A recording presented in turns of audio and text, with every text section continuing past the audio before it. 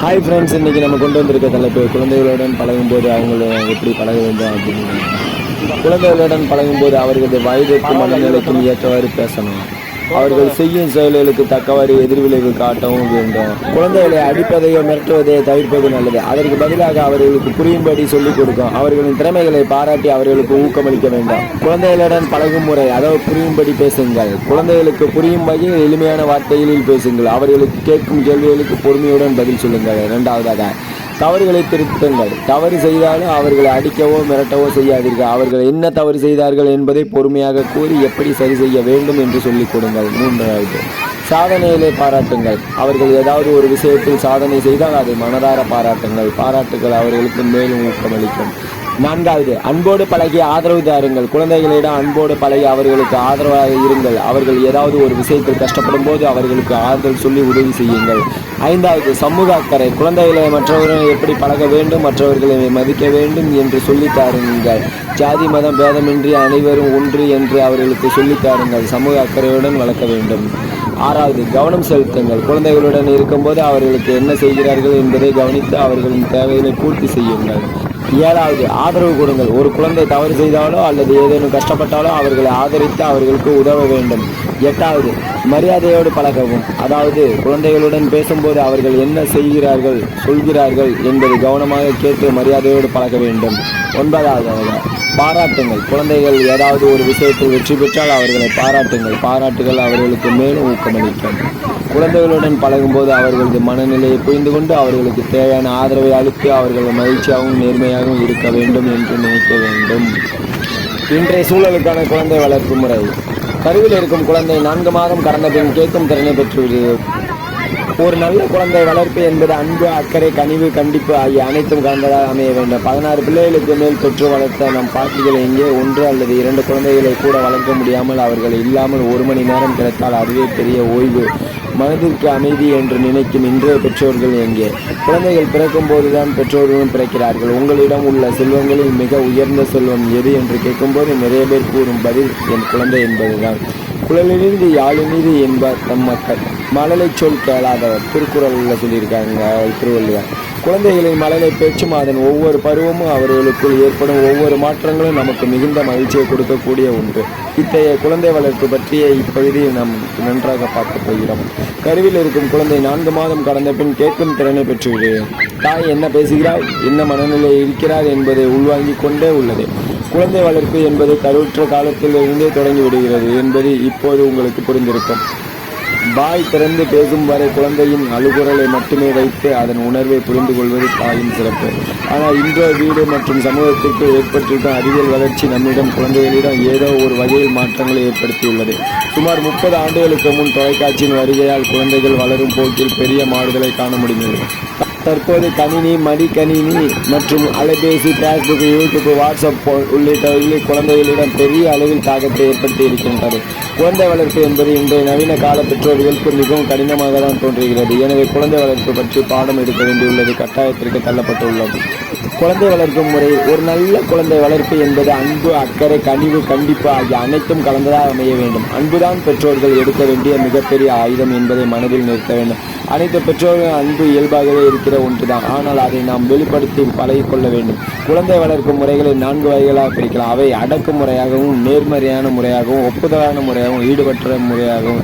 அனைத்து பெற்றோரும் தங்கள் குழந்தைகளை நல்முறையில் வளர்க்கவே விரும்புகிறார்கள். அதற்காகவே அவர்கள் தேர்ந்தெடுக்கும் முறையில்தான் சில மாற்றங்கள் உள்ளன. குழந்தைகளின் எதிர்காலம் நீங்கள் தேர்ந்தெடுக்கும் முறையில்தான் உள்ளது. இந்த 4 வகை குழந்தை வளர்ப்பு முறையில் நீங்கள் எதை பின்பற்றுகிறீர்கள் என்பதை நீங்களே புரிந்து கொள்ளுங்கள். 1. அடக்குமுறை. இந்த வகை பெற்றோர்கள் கட்டுப்பாடாக வளர்க்கிறேன் என்று மிரட்டி வதைத்து குழந்தை பருவத்தில் கிடைக்க வேண்டிய ஒரு சில மகிழ்வுகளை தட்டி பறிக்கிறார்கள். குழந்தைகளின் உணர்வுகளை மதிக்காமல் அவர்களுக்கு ஆறுதல் கொடுக்க வேண்டிய இடங்களில் கை கொடுக்காமல் 1, 2, 3 என்று எண்ணி முடிப்பதற்குள் வேலைகளை செய்து முடிக்க வேண்டும் என்று ஆணையிடுகிறார்கள். கண்டிப்பும் தண்டனையுமாக வளர்க்கப்படும் இக்குழந்தைகள் பயந்த இயல்பு உள்ளவர்களாகவும் தன்னம்பிக்கை இல்லாதவர்களாகவும் வளர்கிறார்கள். எப்போதும் திட்டிக் கொண்டும் அடித்து கொண்டும் இருக்கும் பெற்றோர்கள் தங்கள் உணர்வுகளை வெளிப்படுத்த இயலாமல் மனதிற்குள்ளேயே புழுங்கி குழந்தைகள் மனச்சிக்கலுக்கு ஆளாகிறார்கள். 2வது முறையாக நேர்மையான முறையில் குழந்தை வளர்ப்பாக. குழந்தைகளுக்கு என்ன வேண்டும் என்பதை இவர்கள் தெளிவாக புரிந்து வைத்திருப்பார்கள். அதே நேரத்தில் அன்பு, கண்டிப்பு, ஆறுதல், அக்கறை மிகுந்தவர்களும் இருப்பார்கள்.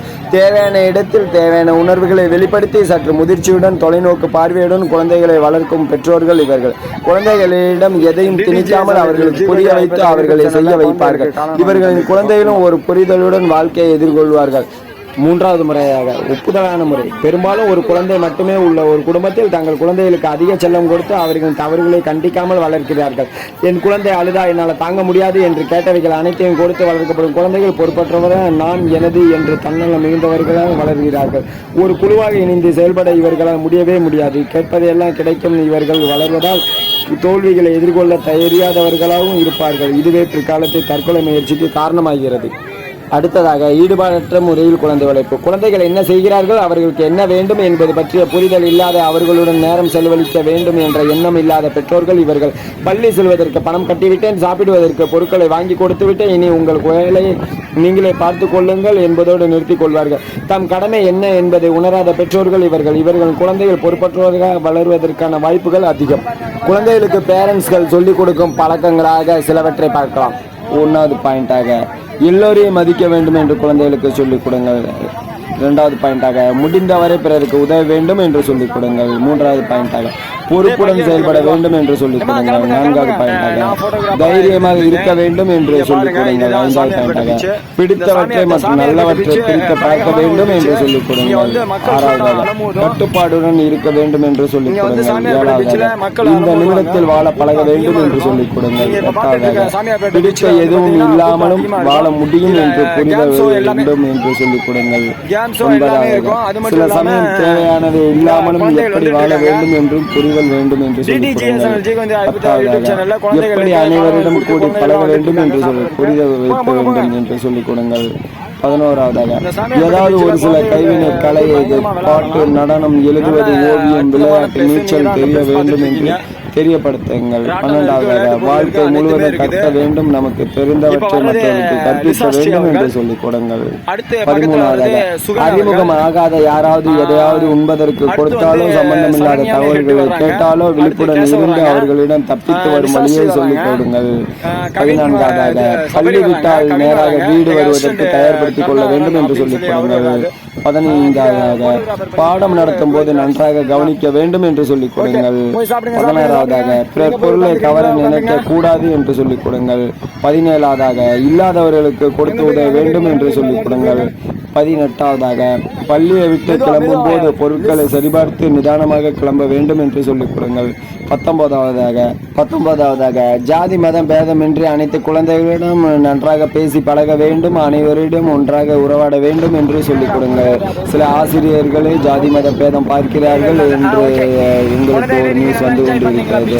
அதை உங்களுக்கு கூடிய சீக்கிரம் நாங்கள் அதை தெரியப்படுத்த இருக்கிறோம். அதனால் இதையும் நீங்கள் மனசில் வைத்துக் கொள்ளுங்கள். அது மட்டுமன்றி சில ஆசிரியர்கள் மேல் ஜாதி கீழ் ஜாதி என்று பார்த்து அதையும் தரக்குறைவாக சில வேற்றை சொல்லி கையில் அடித்தது உண்டு. அதற்கு சாட்சியும் ஆதாரமும் எங்களிடம் உள்ளது.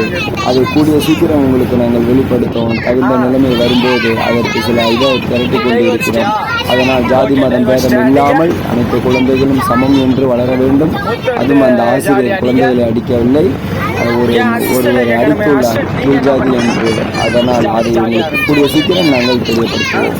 அதிலும் ஆசிரியர் மட்டுமில்லாமல் ஆசிரியரை சேர்ந்த குடும்பங்களும் அவரை கீழ் ஜாதி, நீ எப்படி உள்ளே வரலாம், நீ எப்படி எங்களிடம் பேசலாம் என்று தரக்குறைவாக பேசி, அது ஆசிரியர் பணியில் இருக்கும் ஒருவர் இந்த செயலை செய்தது எங்களுக்கு மிகுந்த மனவேதனையில் உள்ளது. டிடிஜிஎஸ் ஐயப்பட்ட யூடியூப் சேனல்ல ஓனராகிய நான் மிகுந்த மன உளைச்சலில் இருக்கிறேன், மனம் இதில் இருக்கிறேன்.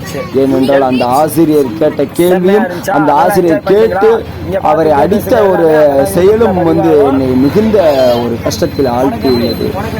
இப்படிப்பட்ட ஆசிரியராக பணிபுரியும் ஒருவர் ஜாதி மதம் பேதம் பார்க்கிறார் என்றால் அந்த ஆசிரியர் வகுப்பறையில் உள்ள குழந்தைகளிடம் அந்த ஆசிரியர் எந்த அளவுக்கு ஜாதி மதம் பார்ப்பார் என்ற மனவேதனையில் இந்த ஒரு இதை நான் பதிவிடுகிறேன். காரணம் என்னவெனில், ஒரு ஆசிரியர் தான் ஒரு குழந்தையை எந்த ஜாதி மதம் என்று பார்க்காமல் அந்த குழந்தையை கலெக்டராகவும் டாக்டராகவும் வக்கீலாகவும் இன்ஜினியராகவும் பெரிய பெரிய பதவிக்கு கொண்டு வர வேண்டும் என்ற பொறுப்பு அவர்களிடம் உள்ளது. ஆனால் அவர்களே அந்த ஆசிரியரின் குடும்பமும் சேர்ந்து ஜாதி மதம் பார்ப்பது மிகவும் வேதனைக்கு உள்ளானது. இது எங்கேயும் நடக்கக்கூடாதது. இது வன்மையாக கண்டிக்கக்கூடியது. அதனால் அந்த ஆசிரியரை வெகு சீக்கிரம் நாங்கள் தெரியப்படுத்த இருக்கிறோம். அதனால் நீங்கள் தொடர்ந்து எங்கள் வீடியோவை பார்த்து கொண்டே வாருங்கள். கண்டிப்பாக நாங்கள் தெரியப்படுத்துவோம், ஆதாரத்துடன் நிரூபிப்போம். அதனால் நீங்கள் உங்கள் குழந்தைகளுக்கு நீங்கள் ஜாதி மதம் பேதமின்றி பார்க்க கற்றுக் கொடுக்க வேண்டும் என்று இதை தெளிவாக உங்களுக்கு கூறுகிறோம். அதிலும் அவர் ஆசிரியர் பணியில் இருக்கிறார் என்பதை இதை நான் உறுதியாக சொல்கிறேன். காரணம் என்னவெனில், அவர் ஆசிரியர் பணியில் இருக்கிறார், அதுவும் விடுமுறையில் இருக்கிறார். விடுமுறையில் நடந்த சம்பவம் தான் இது. நீங்கள் எங்கள் சேனலை தொடர்ந்து பார்த்து வாருங்கள். அந்த ஆசிரியரின் முழு விவரமும் உங்களுக்கு கூடிய சீக்கிரம் நான் தெரியப்படுத்துவேன். இது DTGS யூடியூப் சேனல் உண்மை மட்டுமே பேசப்படும் நிகழ்ச்சி. 20வது, பள்ளியை விட்டு கிளம்பும் போது பொருட்களை சரிபார்த்து நிதானமாக கிளம்ப வேண்டும் என்று சொல்லியிருக்கிறார்கள். 21வது, பேருந்தில் வரும்போது அரட்டை அடிக்காமலும் படிக்கட்டில் தொங்கி நின்றபடி வராமலும் அலைபேசியை பார்த்து கொண்டே வழி தவறாமல் வராமல் பழைய கொள்ள வேண்டும் என்று சொல்லிக் கொடுங்கள். 22வது, சக மாணவர்கள் வம்பிழுத்தால் வீண் வம்புக்கு செல்லாமல் இருந்து வகுப்பாசிரியர் முறையிடவும் என்று சொல்லிக் கொடுங்கள். 23வது, சக மாணவர்களையும் ஆசிரியர்களும் பிற மக்களை மதித்து வாழ வேண்டும், மதித்து நடக்க வேண்டும் என்று சொல்லிக் கொடுங்கள். இப்படி சொல்லிக் கொடுக்கும் குழந்தைகள் நன்றாக வளர்வார்கள் என்று எங்கள் DTGS யூடியூப் சேனல்ல இருந்து சில இடத்துல இருந்து எடுத்த கருத்துக்களை உங்களுக்கு நாங்கள் தொகுத்து கொடுத்து இருக்கிறோம். அதனால் இந்த கருத்துக்கள் அனைத்தையும் நீங்கள் தெரிந்து கொண்டு உங்கள் குழந்தைகளை நன்றாக வளருங்கள் என்று சொல்லி முடித்து DTGS யூடியூப் சேனல் ஒரு பொழுதுபோக்கு சேனலாக நீங்கள் பார்க்கலாம். ஆனால் இதில் அதிகமாக நாங்கள் பகிரப்படுவது உண்மை நிகழ்ச்சிகளை பகிர்வு என்றால் நாங்கள் நேர்மையாகவும் உண்மையாக இருக்கிறோம் என்று தெரியப்படுத்துவது உண்மையான நிகழ்ச்சிகளை பகிர்கிறோம். DTGS யூடியூப் சேனல் பிடிச்சிருந்தால் லைக் பண்ணுங்க, ஷேர் பண்ணுங்க, கமெண்ட் பண்ணுங்க. தேங்க்ஸ் ஃபார் வாட்சிங். கோஆர்டினேட்டர் சரண்யாவுக்கு நன்றி. இந்த வீடியோவில் உள்ள சரண்யா, சுகன், கவின், கேசவ், சபரி, லிசாஸ்ரீ, கருணா, மிஸ்ஸஸ் பானுமதி அம்மா அவர்களுக்கு நன்றி.